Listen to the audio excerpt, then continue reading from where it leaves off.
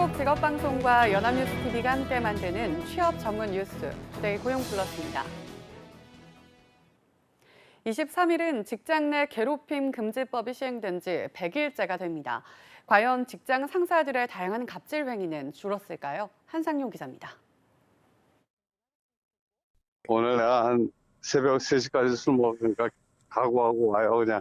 회장님 우리 애가 생일돼서 그럼 미리 얘기를 해야지, 있어, 아마. 바보같이. 그러니까 당신이 인정을 못 받잖아, 인정을. 권용원 금융투자협회장이 운전기사와 임직원에게 수시로 폭언을 일삼다 그 음성이 공개되면서 또다시 갑질 논란이 불거졌습니다. 직장 내 괴롭힘을 금지하는 내용의 근로기준법 개정안이 시행된 지 100일이 됐지만 상사의 갑질은 여전했습니다. 한 시민단체가 수치화한 올해의 갑질 지수는 30.5점. 작년과 비교해 4.5점 낮은 것이지만 임금이나 노동 조건에서 불이익을 봤다는 직장인들은 지금도 많았습니다. 시간 외 수당을 안 주거나 일부만 지급한다. 쉴 수 있는 공간과 시설이 없다라는 항목에서 갑질 지수가 특히 높았습니다. 채용 정보가 실제와 다르다거나 면접 때 사측의 약속이 지켜지지 않는다. 연차 휴가를 자유롭게 쓰지 못한다는 불만도 컸습니다. 직장 내 괴롭힘 금지법 시행 100일이 지났는데요. 임금 체불이나 휴식 공간 미제공 등 노동자들에게 불이익한 어떤 갑질은 여전하다는 것을. 직장 내 성희롱, 성추행은 줄었다지만 회식 강요와 폭언 갑질 지수는 여전히 30점대, 20점대의 수치를 보였습니다. 이와 함께 중소 영세기업의 갑질 지수가 공공기관이나 대기업보다 높은 것으로 나타났는데 직장 내 괴롭힘 예방 교육이 어느 정도 영향을 미쳤다는 분석입니다. 이에 따라 직장 갑질 예방 교육의 의무화와 함께 고용노동부의 점검, 실태 조사가 필요하다는 지적입니다. 연합뉴스TV 한상용입니다. 최근 어학원에 가면 원어민 강사를 많이 볼 수 있는데요. 이들도 근로기준법이 보호하는 근로자라는 대법원 판단이 나왔습니다. 퇴직금이나 연차 휴가 수당을 받을 권리가 있다는 건데요. 김수강 기자입니다. 4년 전인 2015년 서울 대치동의 유명 어학원에서 근무했던 A씨 등 원어민 강사 8명은 소송을 제기했습니다. 1년 이상 이 어학원에서 근무했던 이들의 주장은 퇴직금과 연차 수당을 달라는 것이었습니다. 강사들은 학원에서 배정해준 학급과 정해준 커리큘럼에 따라 강의했다며 자신들은 근로자에 해당한다고 주장했습니다. 반면 학원 측은 이들이 서로 대등한 지위에서 수업 담당 계약을 맺은 개인 사업자라고 반박했습니다. 1심은 학원 측의 주장을 받아들였습니다. 강사마다 급여 지급 방식과 강의 방식이 달랐고 특정 시간에 출퇴근할 의무나 별도의 교무실도 없었던 만큼 근로자가 아니라고 판단한 겁니다. 그러나 2심은 이를 뒤집고 강사들의 손을 들어줬습니다. 강사들이 학원과 종속적인 관계에 있었다며 근로자로 인정했습니다. 특히 학원이 강의실마다 CCTV를 설치해 업무를 감독하고 지문인식 시스템을 통해 출퇴근을 관리했다는 점에 주목했습니다. 이에 따라 2심 재판부는 학원 측이 이들 강사에게 미지급 퇴직금과 연차 휴가 수당 등을 지급하라고 판결했습니다. 대법원 역시 강사들을 근로자로 인정한 2심 판단이 옳다고 봤습니다.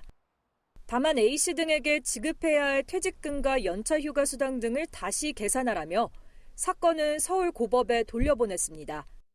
연합뉴스TV 김수강입니다. 앞으로 퇴직금이나 퇴직연금을 중도 인출하기가 더 까다로워질 전망입니다. 22일 국무회의에서 심의 의결된 고용노동부 소관 관계 법령안에 따르면 앞으로 퇴직급여의 중도 인출 사유가 제한됩니다. 기존엔 6개월 이상의 요양비용을 부담해야 할 때 금액과 관계없이 중간정산이 허용됐지만 앞으로는 의료비가 본인의 연간 임금 총액의 1000분의 125를 초과한 경우에만 중도 인출이 가능하게 됩니다. 이는 중도 인출 제도가 남용돼 노후 소득 재원이 고갈될 우려가 있기 때문이라고 고용노동부는 설명했습니다.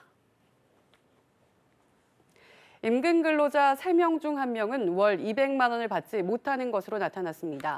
통계청에 따르면 올해 4월 기준 임금 근로자 2,030만 1,000명 중 월 평균 임금 100만 원 미만인 비중은 9.7%, 100만 원 이상 200만 원 미만은 24.3%로 34.3%가 200만 원 미만이었습니다.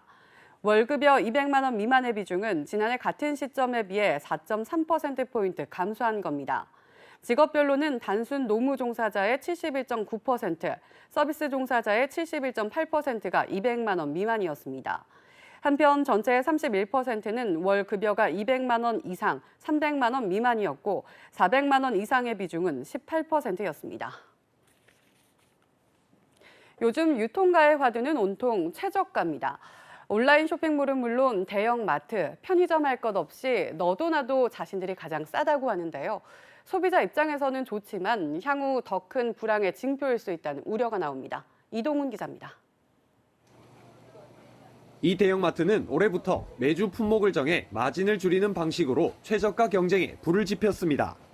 그러자 경쟁 대형마트는 일부 품목의 시장 가격을 매일 조사해 최저가보다 단 10원이라도 더 낮게 내놓는 전략을 펼치기도 했습니다.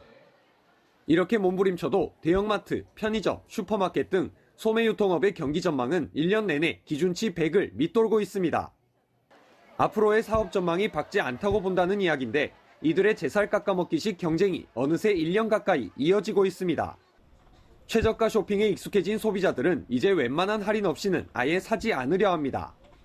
질보다는 가격을 우선으로 생각을 해서 구매를 하는 편이고요. 어차피 생필품을 사야 하는 거기 때문에 제일 최저가로 실제로 초저가 경쟁에도 지난 8월 대형마트, 기업형 슈퍼마켓 매출은 작년보다 줄었습니다. 편의점이 3% 정도 늘었지만 지난해 성장률 8%의 절반도 안 됩니다. 전문가들은 이런 식의 경쟁이 가격을 더 낮추지 않고는 소비를 이끌어내지 못하는 악순환을 만들 수 있다고 지적합니다. 더 크게 보면 지금 한국의 소비자 숫자가 늘지 않는 이제 저성장 경제 또는 수축 사회로 가면서 소비자를 이제 가격을 낮춰가지고 끌어들이는 수밖에 없다. 경제 전반의 디플레이션 우려는 섣부르다는 지적이 많습니다. 하지만 사활을 건 최저가 경쟁에도 소비 불황의 골은 더 깊어지고 있습니다. 연합뉴스TV 이동훈입니다.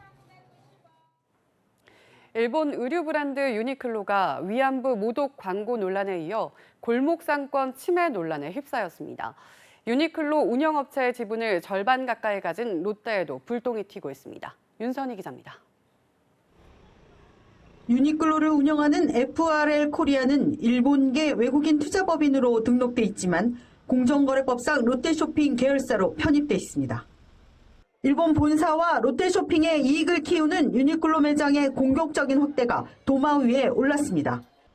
국내 유니클로 매장은 188개로 일본과 중국 다음으로 많은데 7개를 더 늘릴 계획입니다. 정부는 이런 유니클로 매장 확대가 골목 상권을 침해할 수 있다고 봤습니다. 그 사업 조정 대상 점포가 되는지의 여부는 검토를 했습니다. 그래서 사업 조정 대상 점포가 해당이 된다라고. 대중소기업 상생법상 사업 조정 대상 점포로 지정되면 정부가 사업 개시 시점을 연기하거나 품목과 시설 축소를 권고할 수 있습니다. 당장 이달 말 부산 동구 전통시장 주변에 준공될 유니클로 매장 개점이 어려워질 수 있습니다. 유니클로 논란에 롯데에 대한 시선도 곱지 않습니다. 롯데그룹 일본계 투자법인은 16개로 전체의 19%, 호텔 롯데와 롯데케미칼 등 핵심 계열사도 포함됐습니다. 하지만 롯데는 일본과 거리 두기에 신중한 태도를 보였습니다. 대외 변수들 때문에 그런 합작들이 다 끊어진다라고 하면 결국 일본하고 아무것도 못해야 되는. 최근 사업 리스크를 해소한 신동빈 롯데 회장이 일본 제품 불매 운동에 어떻게 대처할지 주목됩니다. 연합뉴스TV 윤선입니다. 경기 침체와 최저임금 인상 등 영향으로 지난해 프랜차이즈 가맹점의 매출이 2년 만에 8.2% 줄어든 것으로 기업평가 사이트 CEO스코어 조사 결과 나타났습니다. 수익성이 악화한 화장품 분야 평균 매출이 32% 급감했고 제과제빵과 편의점 업종도 각각 19%, 11% 매출이 떨어졌습니다. 이에 따라 지난해 전체 프랜차이즈 가맹점 폐점률은 7.9%로 2016년보다 0.5%포인트 상승한 것으로 나타났습니다. 생산자 물가가 석 달 연속 하락했습니다. 한국은행에 따르면 지난달 생산자 물가 지수는 한 해 전보다 0.7% 떨어졌습니다. 지난 7월부터 석 달째 하락한 것으로 낙폭은 2016년 9월 마이너스 1.1%를 기록한 이후 3년 만에 가장 컸습니다. 품목별로는 농산물이 12.8% 하락했고 석탄 및 석유 제품이 12.3%, 축산물이 4.2% 각각 떨어졌습니다. 도매 물가인 생산자 물가는 시차를 두고 소비자 물가에 반영되기 때문에 소비자 물가도 지난달에 이어 이번 달에도 마이너스를 기록할 가능성이 커졌습니다. 악화일로인 경기를 살리려 한국은행은 올해 기준금리를 2번이나 내렸습니다. 그러면 은행 이자도 자연스레 내려가야 하죠. 실제 정기 예금 이자는 2%도 안 되는데요. 일부 은행들이 몇몇 대출 상품 금리를 오히려 더 올린 사실이 드러났습니다. 소재영 기자입니다. 은행들의 정기예금 금리를 한눈에 보여주는 인터넷 사이트입니다. 연 2%대 금리를 주는 상품은 더 이상 찾아볼 수 없고 1% 초반대 상품들도 흔할 정도로 하락 일로입니다. 하지만 일부 은행의 대출금리 사정은 전혀 다릅니다. KB 하나은행의 신규 코픽스 연동 변동 주택담보대출 금리는 한 달 전보다 0.5%포인트 넘게 올랐습니다. NH농협은행 역시 유사 상품의 금리가 0.3%포인트 상승했습니다. 시중금리가 하락했는데 대출금리를 올린 비법은 가산금리 조정에 있습니다. 은행들의 주택담보대출금리는 예금과 채권 발행 등을 통한 은행들의 운용자금 평균 조달금리 코픽스가 기준 역할을 합니다. 한은의 기준금리 인하로 연초 2%에 가깝던 코픽스는 현재 1% 중반대까지 내려간 상태입니다. 은행들의 변동금리 주택담보대출은 이 코픽스에 은행이 상환 위험 등을 감안해 산정한 가산금리를 더해 금리가 결정됩니다.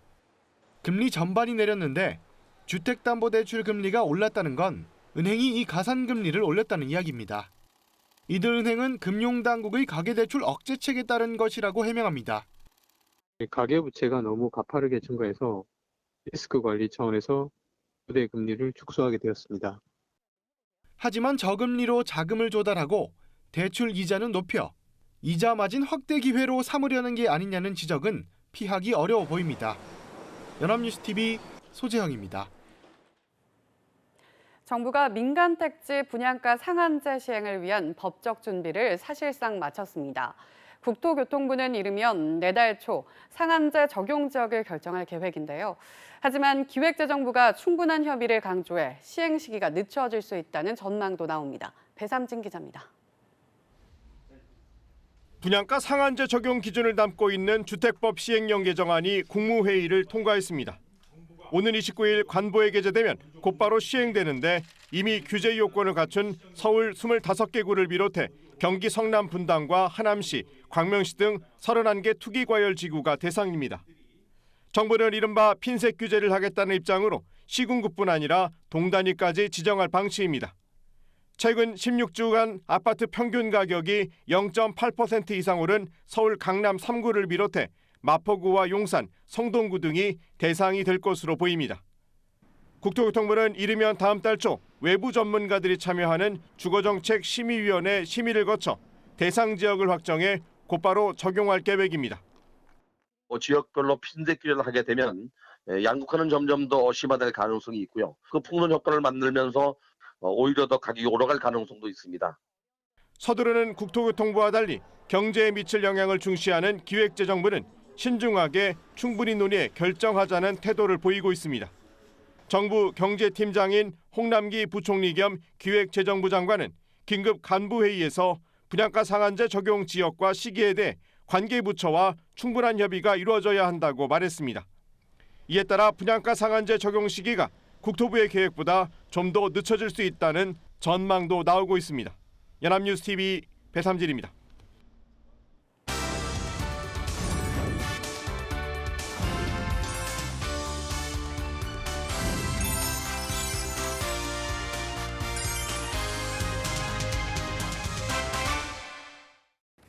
사회적으로 핫한 이슈를 키워드로 알아보는 핫키워드 시간입니다. 진수민 캐스터 안녕하세요. 안녕하세요. 월급 보릿고개라는 말이 있다고 합니다. 월급날이 될 쯤엔 이미 월급을 다 써버려서 생활이 어려워진다는 건데요. 여러분의 월급 생활은 여유로운 편인가요? 다른 직장인들의 경우는 어떤지 핫키워드에서 살펴보겠습니다. 네, 저 역시 월급날이 오기 전에 늘 통장의 잔고가 얼마 남지 않습니다. 이 때문에 늘 월급날만 기다리게 되는데 다른 직장인들의 경우는 어떤지 정말 궁금하네요. 네, 저도 마찬가지인데요. 그런데 다른 직장인들의 경우도 상황은 비슷한 듯 합니다. 지금부터 말씀드리겠습니다. 직장인 2,013명을 대상으로 설문조사를 진행한 결과 51.3%가 월급 보릿고개를 매월 겪고 있다고 답했는데요. 43.3%도 가끔 겪고 있다고 응답해 90%가 넘는 직장인이 월급 보릿고개를 경험해 본 적이 있는 것으로 조사됐습니다. 겪은 적이 없다고 답한 응답자는 5.4%에 불과했습니다. 네, 그러니까 직장인 10명 중 9명 이상은 월급 보릿고개를 겪고 있다는 건데 대부분이 비슷한 생활을 하고 있다는 거네요. 그런데 참 이상합니다. 왜 월급은 해가 갈수록 올라도 월급 보릿고개를 겪는 건 언제나 반복이 될까요? 네, 그래서 직장인들에게 월급 보릿고개를 겪는 이유에 대해 물었는데요. 1위를 차지한 응답은 22.5%가 응답한 아껴도 줄어들지 않는 생활비 때문이었습니다. 분명 월급을 아껴 썼는데 어느 순간 보면 통장이 비어 있다는 것이죠. 또 20.5%는 적은 월급 때문이라고 응답해 2위를 차지했고 고정지출 때문이라는 응답은 19.7%가 응답해 3위에 올랐습니다. 4위는 16.2%의 응답률을 보인 계속 오르는 물가 때문이었고 13.3%가 응답한 비고정 지출 때문에라는 응답은 5위에 올랐습니다. 지름신 등 계획성 없는 소비 때문에라는 응답에는 7.7%의 비율을 보이며 6위를 차지했습니다. 네, 한마디로 직장인들이 딱히 과소비를 하지 않아도 생활비, 고정 지출비 때문에 월급이 부족하다는 거군요. 그렇다면 생활비나 고정 지출비에는 어떤 것들이 있을까요? 네, 월급의 지출로 가장 많이 차지하는 항목에서 1위를 차지한 항목은 39.8%의 비율을 보인 가족 부양 및 생활비였는데요. 월세 등 주거비에도 17.8%의 응답률을 보여 2위를 차지했습니다. 또 3위에 오른 건 14.1%가 뽑은 대출 이자였는데요. 적금, 보험과 외식비에는 각각 13.1%와 8.9%의 비율을 보여 4위와 5위에 올랐습니다. 네, 정말 순위에 오른 대부분의 항목이 필수적으로 들어갈 수밖에 없는 것들입니다. 줄이는 것 자체가 불가능하거나 아끼는 것도 쉽지 않은 항목들인데요. 네, 그렇습니다. 실제 가족 부양비가 지출의 가장 많은 항목을 차지하는 것처럼 다음 월급까지 초과해서 쓰는 금액도 연령대가 높아질수록 컸는데요. 초과 금액 자체는 평균 23만 원이었지만 20대에선 초과 금액이 18.7만 원에 불과했습니다. 하지만 30대에선 24만 원이, 40대에선 29만 원이, 또 50대에선 33만 원이 부족했는데요. 게다가 평균 17.8일이면 월급을 전부 써버리는 것으로 조사됐다고 합니다. 네, 다음 월급 날까지 열흘 이상 통장의 잔고가 부족하다는 건데 그런데 이렇게 월급이 부족하면 다음 월급 날까지 어떻게 이 부족한 부분을 메꾸나요? 네, 직장인들이 월급 보릿고개를 겪을 때 하는 행동으로 신용카드만 사용한다에 31.6%가 응답해 1위를 차지했는데요. 이 밖에 비상금을 사용한다는 20.2%였고 약속을 잡지 않고 집에만 있는다에는 13.7%가 응답해 각각 2위와 3위에 올랐습니다. 또 4위는 안 쓰고 무조건 아낀다로 12.2%의 비율을 보였고 5위인 마이너스 통장을 활용한다에는 9.6%가 응답했습니다. 이외에도 가족이나 지인에게 돈을 빌린다 또는 투잡이나 알바를 알아본다와 같은 응답도 이어졌습니다. 네, 사실 신용카드를 쓴다는 것도 결국 또 하나의 대출을 만드는 거나 다름이 없는데요. 물론 늘 부족한 월급이지만 보다 보릿고개를 덜 겪는 방법은 없을까요? 네, 그래서 정말 소수의 월급 보릿고개를 겪은 적이 없다고 답한 직장인 109명에게 그 비결을 물어봤는데요. 1위는 37.6%가 응답한 계획성 있는 소비의 생활화가 차지했습니다. 2위는 29.4%의 비율을 보인 안 쓰고 아끼는 짠테크를 실천하고 있어서라고 응답했는데요. 그 밖에도 신용카드 대신 현금 및 체크카드를 사용한다는 응답과 월급이 생활하기에 충분한 금액이라서라는 응답, 또 투잡과 알바 등 부수입이 있어서라는 응답이 여유로운 월급 생활의 비결이라고 밝혔습니다. 네, 일반적인 직장인의 월급날이 21일 전후인데요. 이 때문에 이번 주는 대다수가 다소나마 여유로운 생활을 보내고 계시지 않을까 싶습니다. 계획성 있는 소비의 생활화, 단순하지만 대다수 직장인들에게 참 어려운 비법이죠. 하지만 월급 보릿고개를 이기기 위해선 이번만큼은 신용카드 사용을 줄이고 계획성 있는 소비 생활에 도전해보시는 건 어떨까 싶습니다. 저도 이번에 월급 보릿고개를 진수민 캐스터와 함께 이겨내보겠습니다. 지금까지 핫키워드 진수민 캐스터였습니다. 고맙습니다. 지금까지 투데이 고용플러스였습니다. 오늘 저희가 준비한 내용은 여기까지입니다. 함께해 주신 여러분 고맙습니다.